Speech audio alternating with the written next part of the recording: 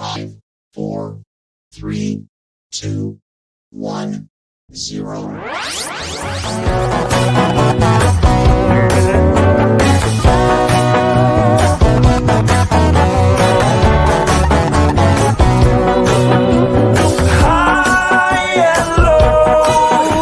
It's how I roll, a shooting star in a film noir. I'm floating around 10 feet on the ground. I'm floating around 10 feet on the ground.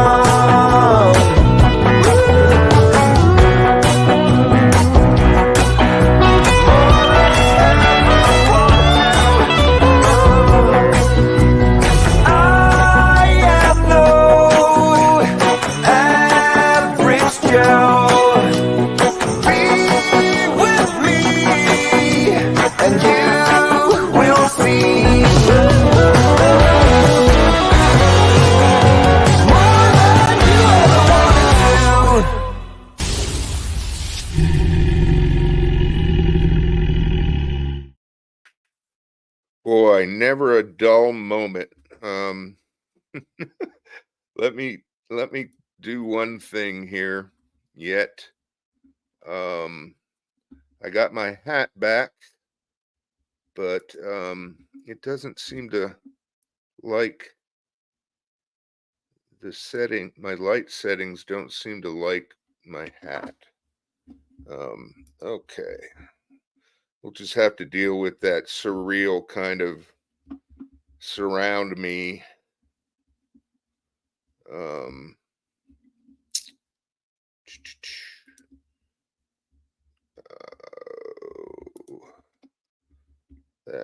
That little vibrating around me.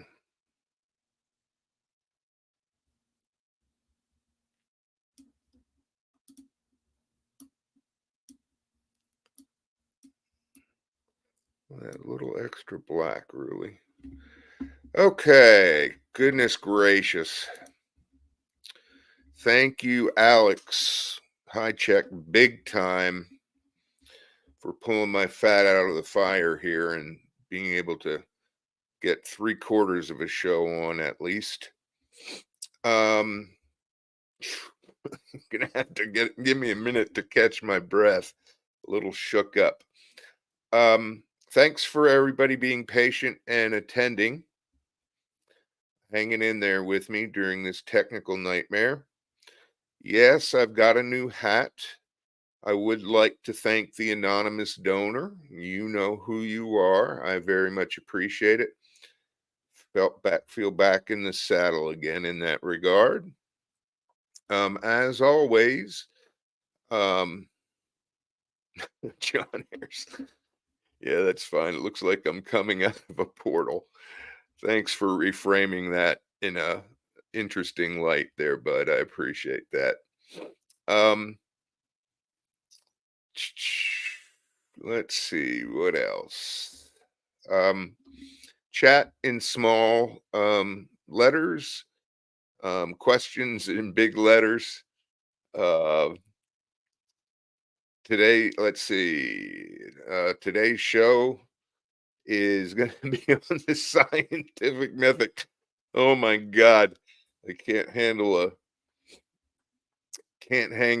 technical difficulty, and here I am doing a show on the scientific method. Something seems incongruent about those two things to me. Don't know about the rest of you guys. I'm going to skip the hellos to everybody. Just thank everybody for being here. What else? I think that's about it. I'm going to move on with the show. Obviously, I promised to take it slow today because we're getting into some technical stuff. But you know, I don't have a whole show to get through the slides that I had hoped to, and I probably wasn't going to be able to anyways. So we'll take it slide by slide and step by step, and hopefully see what we can figure out here. We are on the scientific method.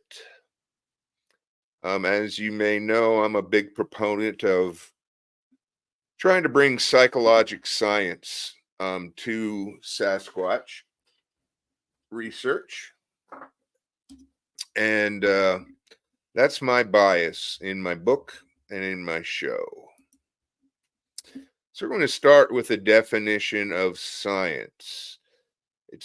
Science is defined by Webster's Online Dictionary as a knowledge or a system of knowledge covering general truths or the operation of general laws, especially obtained and tested through the scientific method.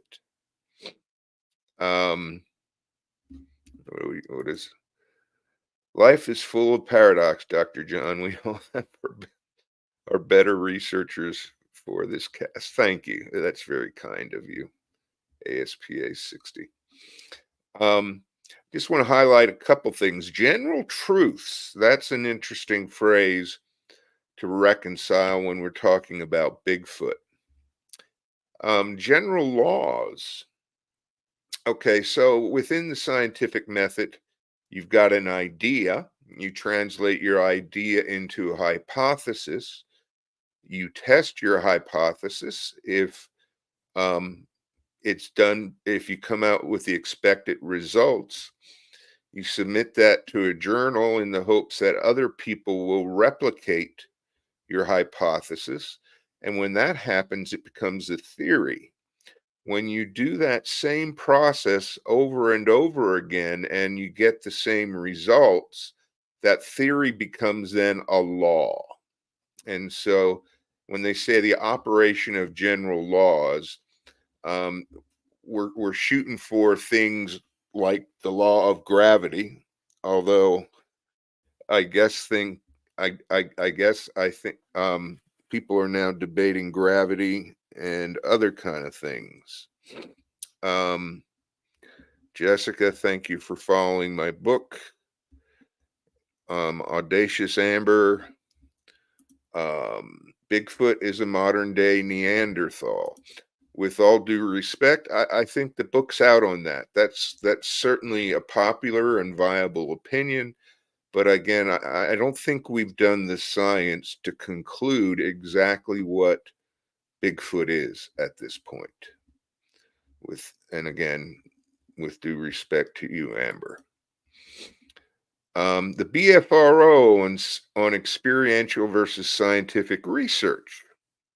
The use of subjective evaluation, which I also call experiential expeditions or experiential research, is what separates the legal perspective of witness testimony from the scientific perspective. Witness reports are considered anecdotal evidence by science, mainly because they are not testable.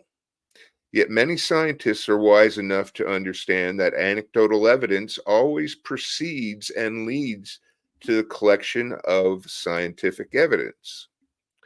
In the history of science, scientific evidence has never been collected or even pursued until there has been enough anecdotal or indirect evidence at hand to merit an effort to collect testable evidence.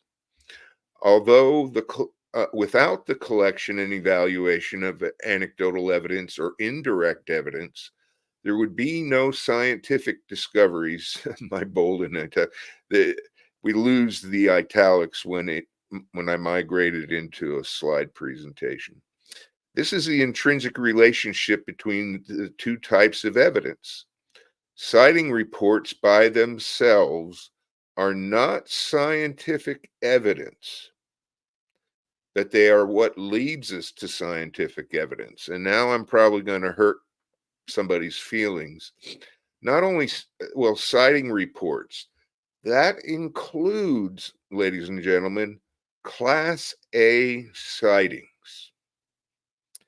And the first time I posted that up on another web page, somebody just lost their senses and got very, very angry at me for suggesting that a Class A sighting is not scientific evidence, and went as far as saying that I shouldn't be talking about science unless I have a Class A sighting, equating scientific research with Class A sightings. What's happening on BFR? Good question, Jennifer. So, has there not been enough anecdotal evidence for Bigfoot yet? Well, in my opinion, there has, but the scientists are the keeper of the door to validating a species. And because they consider anecdotal evidence, it's the lowest rung of scientific evidence. And if you think about Patty, for example, not only was there a Class A sighting there, but it was videotaped. So now we've got a Class A sighting, and we've got a video taken at the simultaneous instant that Class A sighting happened. And yet that isn't good enough for science, because it's and no offense to the Patterson Gimlin film, no offense to anyone who's ever had a Class A sighting and or really great photographs of video or still photos of a Bigfoot. It's weak science at best. If you want to do strong science, and that's why I wrote my book and what I'm preaching here, you've got to do, in my opinion, experimental procedures. Because to prove, when we're saying a picture proves Bigfoot exists, or a video proves Bigfoot exists, or a Class A sighting proves Bigfoot exists, we're saying we're proving causality. We're looking to prove causality, that these Bigfoot phenomena are in fact caused by Bigfoot. And you might argue, well, clearly, if you got a picture or a video of Bigfoot caused it. But then again, depending on how closely you follow the Patterson Gimlin film, that thing has been on a roller coaster. First, everybody got excited and it was valid evidence. Then people started to try and debunk it in various, frankly, in my opinion, illegitimate ways, but it then began to lose favor. Then it came back again. And then some data analysis, video analysis was done on it. And for some people, it lost favor. Some people, it gained favor. Right now in our community, it stands as the gold standard. But depending on what page you're on and how many trolls there are on that page, or provokers, or true skeptics, we need true skeptics in science. And by true skeptic, I mean somebody who's not doing it just to be a troll or provoke or gaslight, but somebody who really has an interest in getting evidence to prove Bigfoot exists, as being that type of skeptic. It's those types of evidence are weak science, and until we, in my opinion, until we start doing experimental research in the field or in a lab, I don't think we're going to be able to prove Bigfoot as a species. People say, well, we need a body. Okay. And again, my opinion here, are we sure one body will be enough? Because one of the tenets of the scientific method is replication. So in my opinion, I question whether one body will be enough. I think ultimately we're going to need probably 2 or 3 bodies. Yet unfortunately, another paradox in the law courts, an eyewitness can make or break a case. Yeah. Unfortunately, we're not in a court of law. And another comment on that, I saw somebody made a post online one time.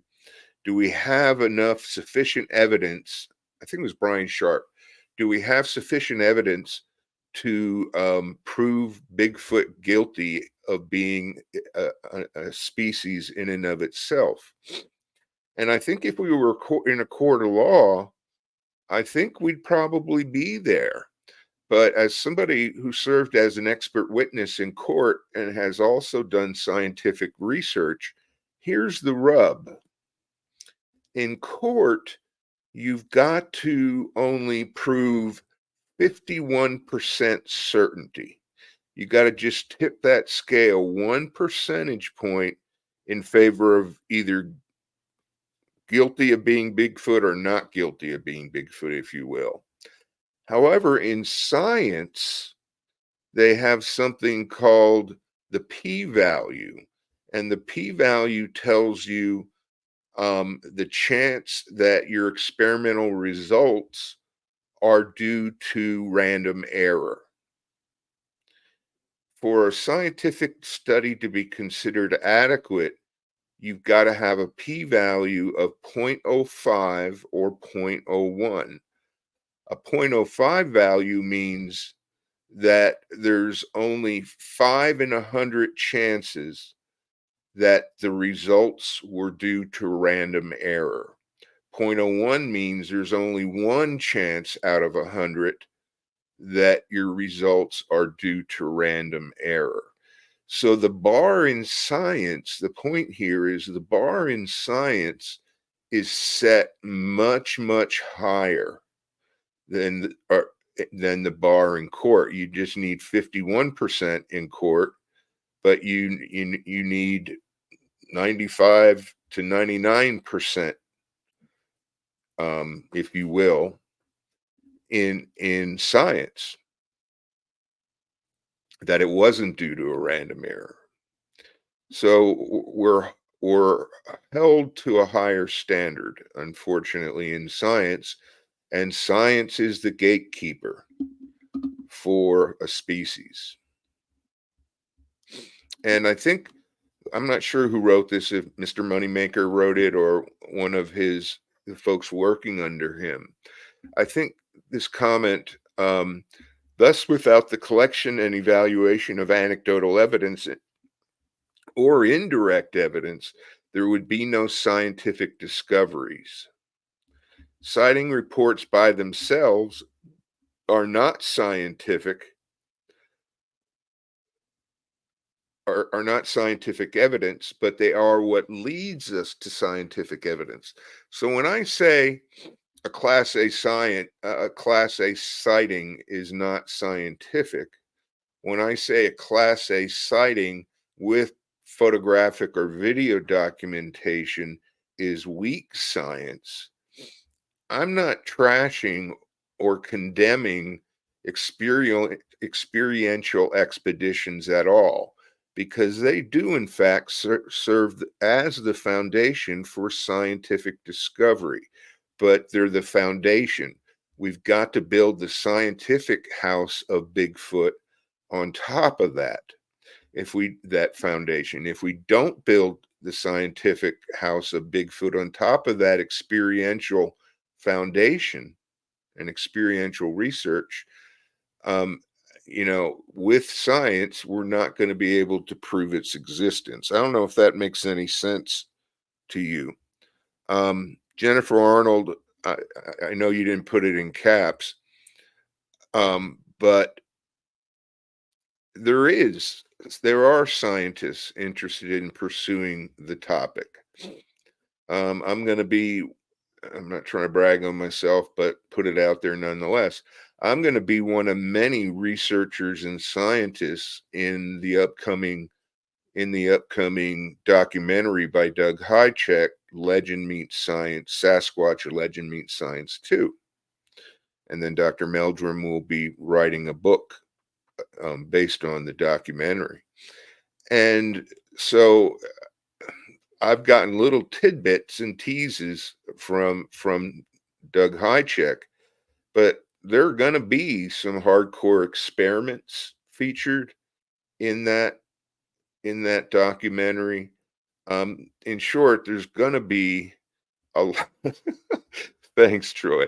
There's going to be a lot of there's going to be a lot of science, research studies, and so on and so forth in that movie.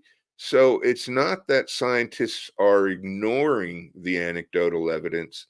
It's that there are a lot of people, frankly, how can I say this? I think BFRO and creating their database and offering expeditions to the public and taking all comers. I always say Bigfoot levels the field. It doesn't matter whether you've never graduated from high school, a high school diploma, a bachelor's degree, master's degree, jurisprudence degree, a lawyer, medical degrees, doctorates of any level. Bigfoot doesn't give a rat's butt about what your education is. So in my opinion, Bigfoot levels the playing field to all levels of education. But it's, there are many more lay people than there are scientists and researchers. Jessica, thanks. There are more scientists and lay people in the community, or I'm sorry, there are more lay people in the community than there are scientific researchers and scientists. And the blessing of BFRO is they take all comers. The unfortunate aspect of BFRO, in my opinion, and this isn't a criticism of BFRO, it's just the way it's panned out. When you go on a BFRO expedition, you immediately attach the label of a researcher onto yourself. And if you attend enough expeditions, you will be risen or raised within the community to that of an investigator. And so people seem to wear those titles with like a badge of courage or a badge of prestige. And not that there's anything wrong with calling yourself a researcher or an investigator, but those labels in themselves are associated with science. But depending on the type of research you do, it may or may not be scientific. The reason I chose the BFRO paragraph or two that I read over is because BFRO, when you go on and this was going to be my upfront story, I'm not going to go into it in depth, but when you go on a BFRO expedition, and I've been on them with some of the best team leaders, I think, that are out there, organizers that are out there, they do include scientific techniques. For example, they plan and make sure they look at a map of the area, and in the evening when we do our night ops, they separate the smaller groups so we don't step on each other, so that if somebody tries a provocation of a howl, they do their best to make sure it's unlikely that other groups are going to hear that howl.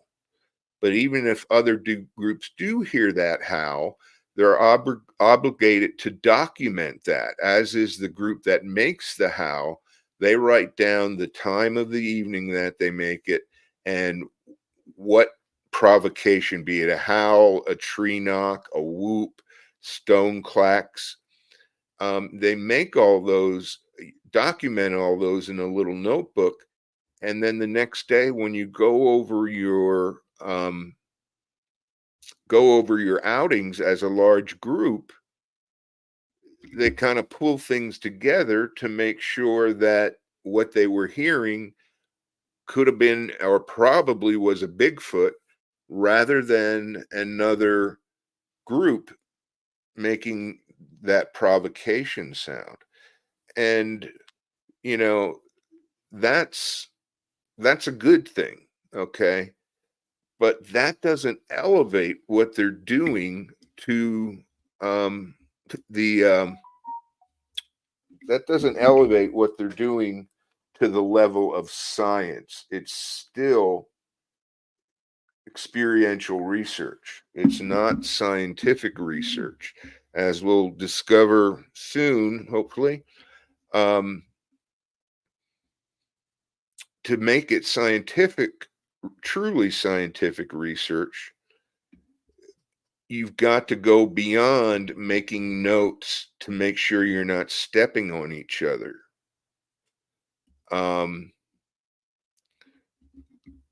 Troy in Tennessee says citizen scientists can take part in producing evidence. I'm not sure what JSYK means. We're all citizens. Yes, we're all citizens. And we can be citizen scientists if you're interested enough to do scientific research.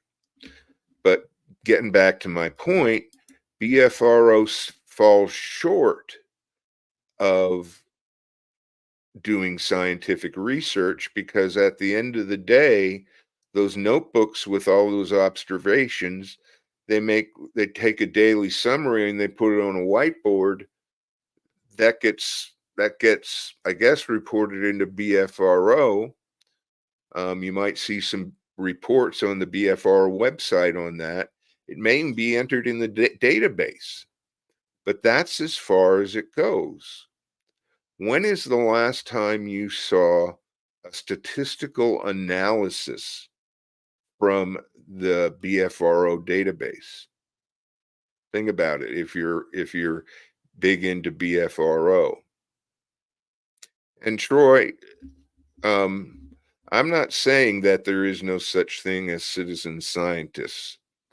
As you pointed out, anyone can be a citizen scientist, but in order to be a citizen scientist, you've got to do scientific research. Jessica, my friend Jessica Aachen, who is a world-class animal trainer and knows behavioral science better than many or most PhD psychologists. Analytical versus empirical statements does this pertain? What analytical and empirical statements does this pertain to? I'm going to pass on that question because I want to deal with it in a different show when we define empiricism. Sorry, girl.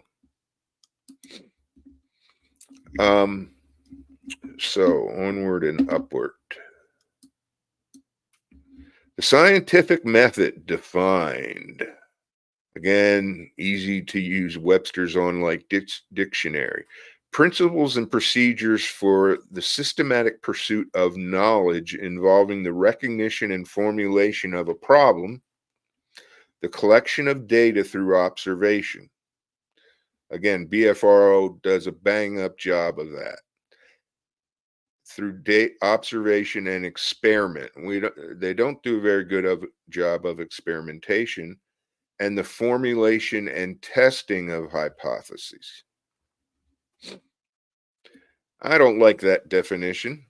I'm going to borrow a psychological definition that's a little more in depth.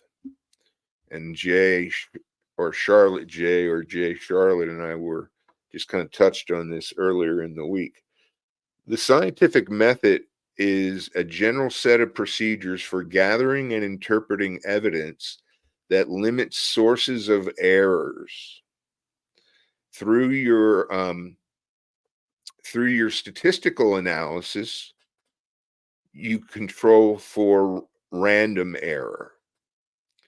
Through your experimental design, you control for what's called systematic error, meaning you design your experiment to rule out or prevent other known variables from being measured.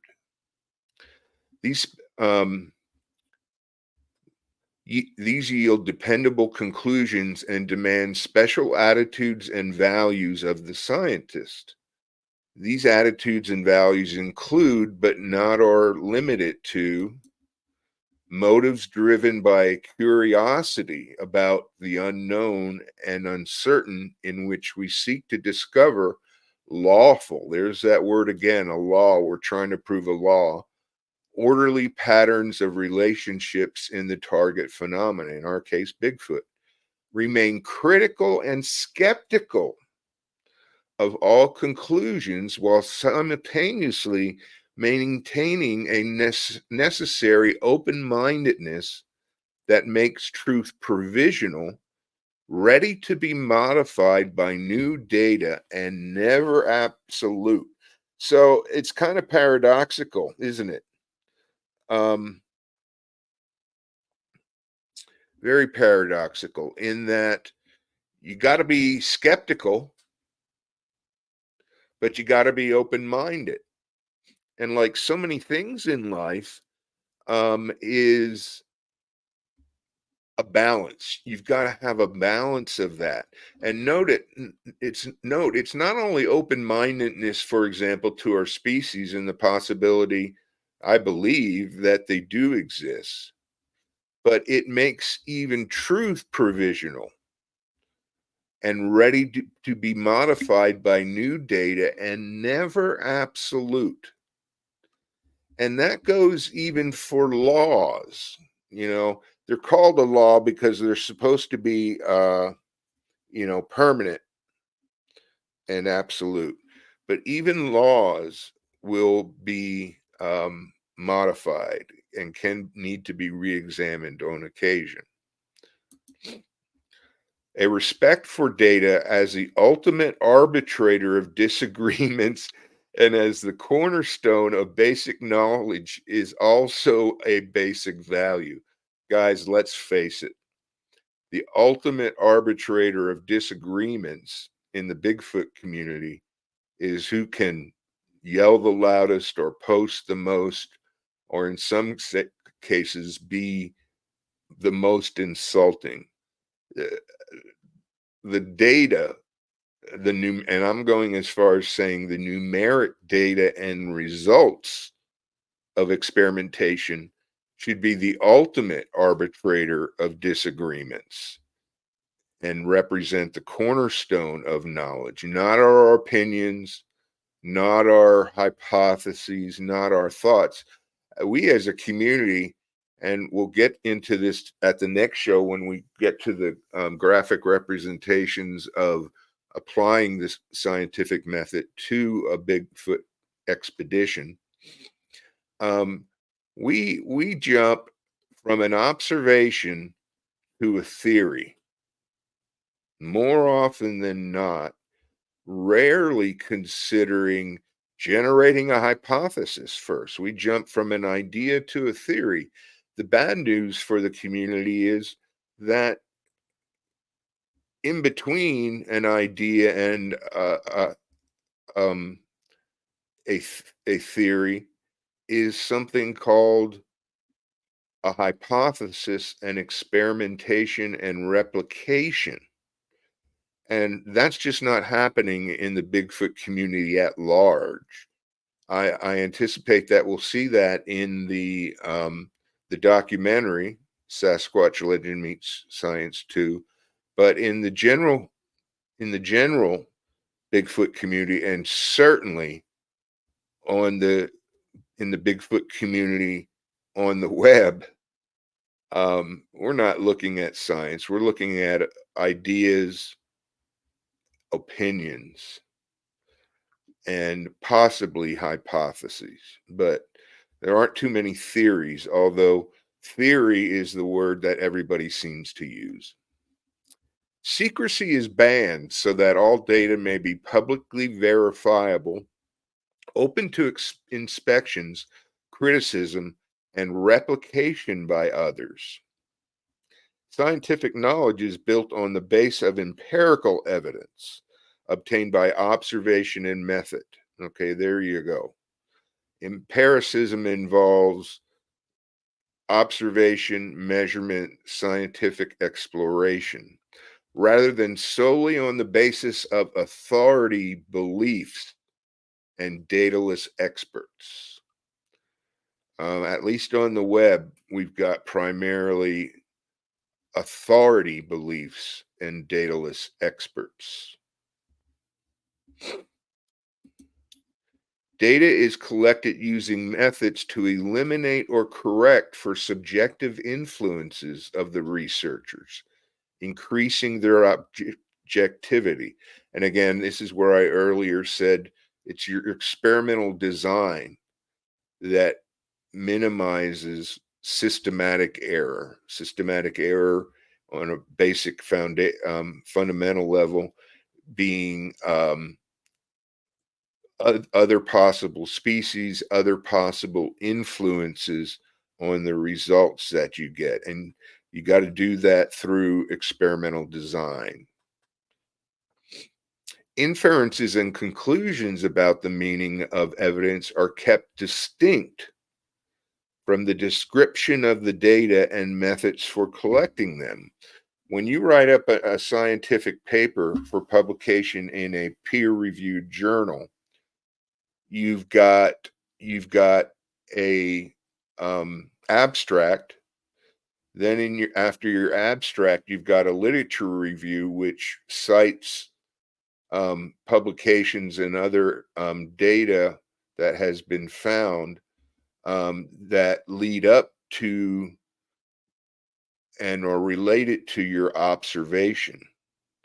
It's that data and your observation that then leads to the problem statement. It's the problem statement that then leads to the hypothesis, which then drives your experimental design and your statistical analysis. And there are sections in a scientific paper for all of that. Every step is a separate section because your data may point in one direction, but as I think most people can appreciate, statistics and the statistical results can be twisted in any variety of ways. Statistics are only as valid as the person interpreting them is objective. So after you present your data and your results, you then have a section for interpretation of results. And that's where the scientists themselves can get in there. Check Jay's comment in lowercase. J, I guess that's above me. J Fritz, John, UB2. I'm not sure I understand. Sir, oh, maybe this is it. Sir, I'd like to add, yeah, let's put that up. Sir, I'd like to add, I really enjoy this scientific talks. I saw one of these in 1996 from no more than 20 feet, and I've never wanted, and all I ever wanted was validation. Thank you.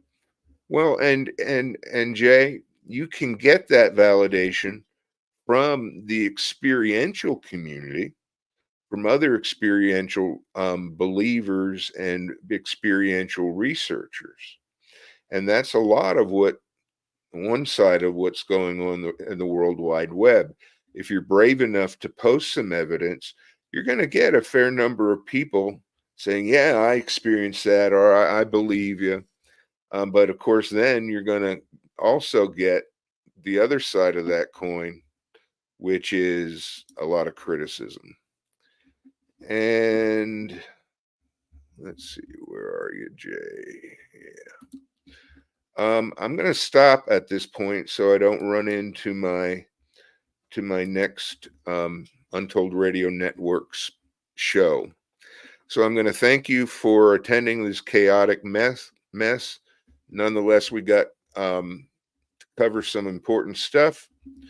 I'm going to ask you to I'm going to ask you to come back next week to continue this. I'm also going to ask you to keep your mind open, your boots on the ground, and your heart with your higher power. You have a great night.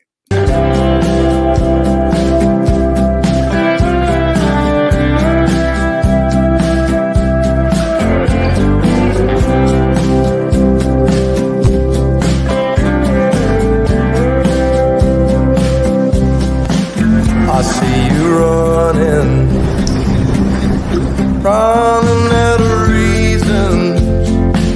Don't try to blame it on the season.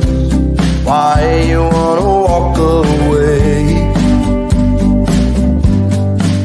When we began, swear we had something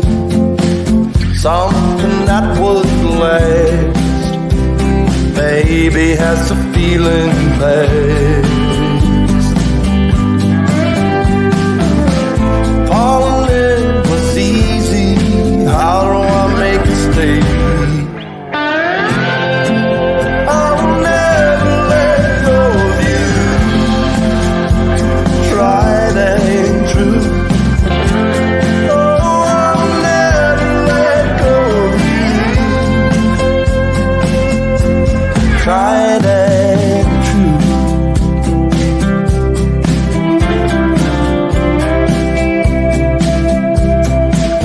Was I a fool? I know sometimes I may wonder, but I would never leave asunder a thing as good as what we have. Is it a rule? What's good is worth the fighting. There ain't no denying that you and I were made to last. Falling in was easy. How can we make it stay? I'll never let go of you. Tried and true. I'll never let go of you. Tried and true. I'll never let go of you. Tried and true. I'll never let go of you. Tried and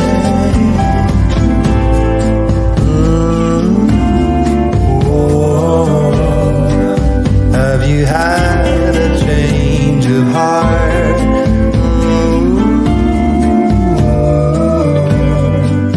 Can we go back to the start? I'll never let go of you. Tried and true. I'll never let go of you. Tried and true.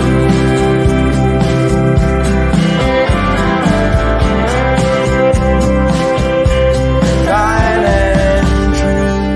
Wanna do it all with you by my side. If you're in, meet me